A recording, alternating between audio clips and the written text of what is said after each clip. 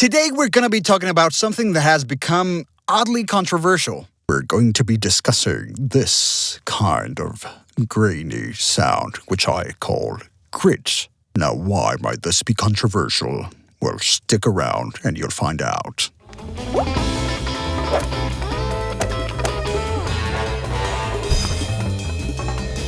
Hello, everyone. Welcome back to Character Voice Building with me, Fernando Macias Jimenez. I might just start calling myself Fernando MJ or something to make it easier. And I'm here to help you build and develop well-rounded character voices.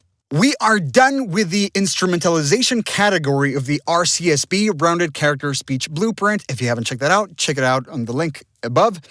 This is the third category, and it is the category of texture. The category of texture will start with the element of grit. Now, what exactly is grit? You know the sound, but what exactly is it? Grit is created by using vocal fry. Now, vocal fry is this kind of gravelly, that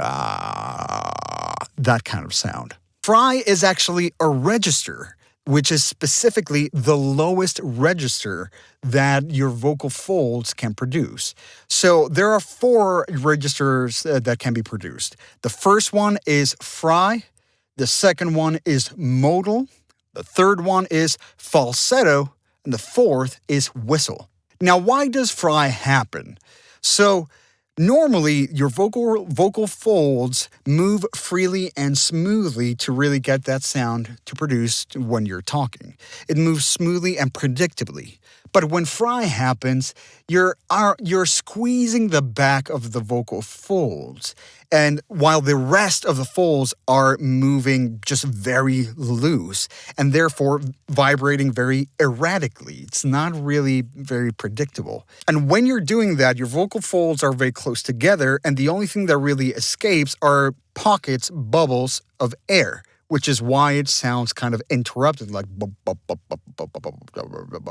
that kind of thing. That little sound created by this vocal fry is what I call grit. So here's a less than scientific example of what I'm talking about. So when I do this with my lips, you'll hear a defined tone. Okay? You actually hear a note in there. I'm not saying vocal fry is done with what I'm doing. This is basically replicating what the vocal folds are doing in here. So they're very, very, they're predictively vibrating and oscillating very, uniformly, which causes that tone. Now, what happens when I just let them loose and, take air out, it's like this. So it's much more erratic, it's much looser, and it replicates that kind of sound when you hear wind back going, it's almost kind of the same thing. Now, since this is part of your register, this is something that happens naturally at the lower end of your vocal range, which is why when you hear all these crazy movie trailer voices, you usually hear that super low tone accompanied with that vocal fry, with that grit. There are ways to add that kind of texture, that kind of sound to higher pitches or, further into your register. But that really falls into the category of vocal distortion, which is what we're going to talk about on the next video. So we'll leave it for that. So to get that grit, to really understand where your grit sits in your particular vocal register, do this exercise with me. So let's start with what I call a yawning pitch fall. So, you have that very open resonant sound on, in your mouth and, in your headspace. And you create this kind of Patrick Star kind of voice, like, very open, nothing very constricted, very wide, lots of resonance, okay? And you start very high, or not very high, just high, and then you start getting to the lowest part of your register until nothing really comes out, okay? So this is how it sounds.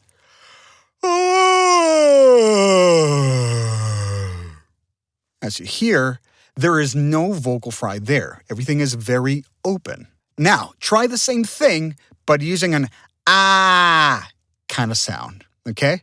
The same thing going from high to low. And resist the temptation to open up when you're going down. You're going to feel it. It's kind of on the back of your larynx that you feel a little bit of pressure when you go, ah, okay? So keep that. Ah.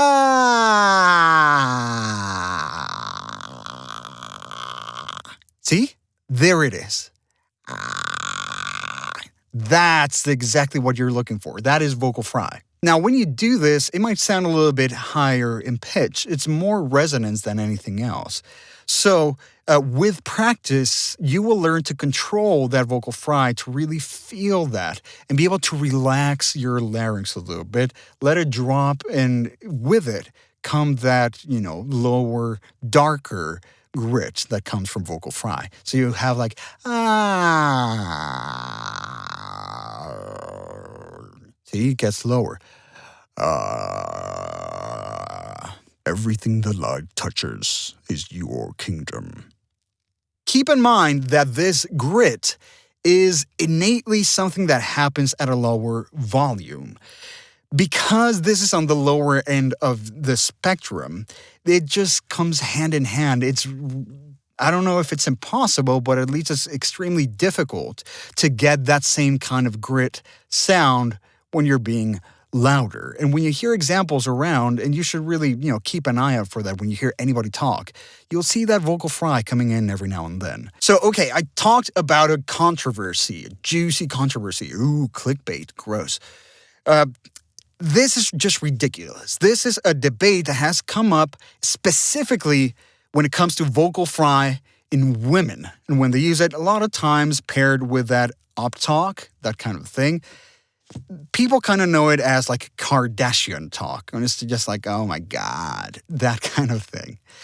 And some say it's very unprofessional.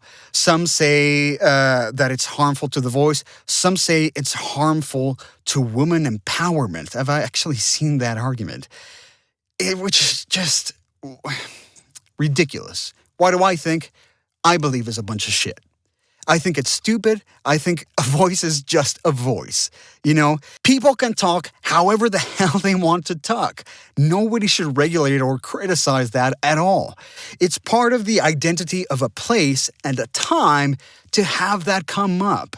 We don't talk the same way we do in the 40s or in the 20s because that's just different. How we talk evolves. It doesn't matter how you employ it. And the other thing that I find absolutely ridiculous is that men use vocal fry grit all the time, and it is considered desirable or an attractive. So, if that's the case, why the hell is it all of a sudden, the opposite of good for women to do it? It's unfair and it's stupid. It's ridiculous. Now, as far as the harm that comes from it, I've heard people who say it is harmful to your voice. I've heard people say it is not. The truth is, I tried to do a bunch of research on this, and I didn't find any actual tangible evidence that showed that it is actually detrimental to your voice. So I'm going to go ahead and say it probably doesn't matter. It probably does not affect your voice in the long run. It will not damage it. You're going to be fine. It's a completely different story when we're talking about distortion. But again, if it's just pure, true vocal fry, you're going to be fine. Example 1. So, now I'm talking to you with a lot of grit in my voice. I like this kind of voice for the taunting antagonist. It's not quite truly super deep, but it has a lot of texture in the voice. As you see, I'm getting closer to the microphone to really get a little bit more loudness out of the thing. My preamp is pretty high. And again, you can really tweak your resonance to make it seem a little different while still having that grit. You might have everything going through the nose, and it's quite a different sound, isn't it? But all the texture is still there. Example 2. Now we have the deep, deep voice. You hear this all the time. You have people like James Earl Jones and Don LaFontaine using this kind of voice very effectively. I, of course, need to really carefully deepen my voice. Get to the deepest depths of my voice to really get that out. To really get that out. Better. A lot of it is biological. Longer, thicker vocal folds. Bigger resonant spaces. But you can teach yourself to do something similar, like this. Like this. Like this. Example 3. So now we have some industry examples. Now, for the industry examples, I'm not going to dwell too much on the men's side because you hear it all the time. You have things like Mufasa, Optimus Prime, Don LaFontaine, Red Pepper. A king's time as ruler rises and falls like the sun. Like us, there's more to them than meets the eye. They thought they had it all figured out. But there was one thing they didn't plan on. I do a lot of video games as well, and a lot of them are sound effects and ghouls in the background. Lots of grit going on there. I really like it. I think it's a very, very pleasant sound. And, it can be used effectively to really portray that kind of intensity of a character or of a voice. And it's fine. It's definitely something you can have in your arsenal when creating a voice. A different kind of grit used in a man that's not that super heroic, deep voice is Bob Belcher. Now, in him, with the character, with his backstory, with the setting, everything, that kind of grit coming from the vocal fry is more to make him feel tired. It might not be intentional, but it definitely does feel like that he's just kind of like, oh, God. Oh, Keanu, give me long sleeves. Okay, why? You look great in a tee. Guess I can go finish Speed Bus. Then I can watch the movie. Hope it's as good as the model. It is. Keanu. Okay, so now let's get into the women examples. Now, this is something I really wanted to do because, again, none of these characters portray what these naysayers are saying. These are all very, very powerful female characters. So, for example, a good example is Sergeant Calhoun from Wreck-It Ralph.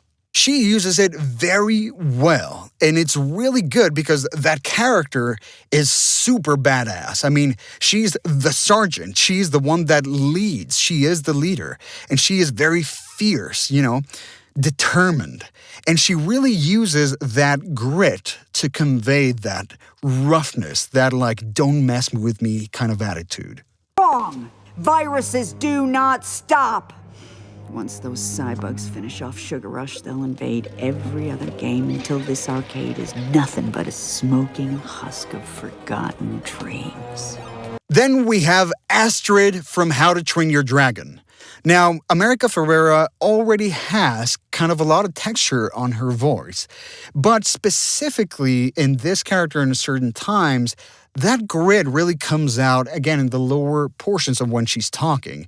And in this case, it really comes out beautifully in this sentimental scene.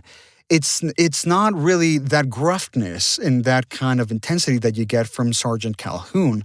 It's much more intimate. It feels much closer to that character, closer to the heart. You're back to where you started. But I was the first to believe in you. And I have watched you doubt whether you're worthy ever since. But you know what? I am the person I am today because of you. I never told you that, but it's true. So, what are you gonna do about it? Probably something stupid. That's the hiccup, I know. And finally, one that I really, really enjoy is Ursula from The Little Mermaid. It's such a good performance. I mean, everything about that voice is just screams villain, but it's this very unique flavor of villain. And having that deep voice, of course, but having that gruffness that comes from that grit, it's not defiant almost, as the first example could be considered to be. This is much more just like, I'm in control. I know what I'm doing. I know what I am, that kind of thing. It's kind of sly, but it's just like, just how it sounds is just so beautiful. Come in, my child. We mustn't lurk in doorways. It's rude. My dear, sweet child, that's what I do. It's what I live for. To help unfortunate merfolk like yourself. Poor souls with no one else to turn to. So that was Grit. Now remember, this is just one more tool to have in your arsenal when making voices. So, go ahead. You can use it for an entire voice. You can use it sporadically, like the examples we just showed. It's completely up to you. So get familiar with the sound, get familiar with that feeling, and just sprinkle it around in your, character voices. It makes them a little bit more interesting. Thank you so much for joining me today. I really hope this helps you develop your character voices further. Please like and subscribe and check out What the World podcast. It is an improvised comedy show done completely in character, and it's mainly there just as my personal practice, but anybody can listen to it. Perhaps they'll help in understanding how to apply these concepts to specific characters, and hopefully do them on your own. Thanks again, have a great time, be kind, and I'll see you soon.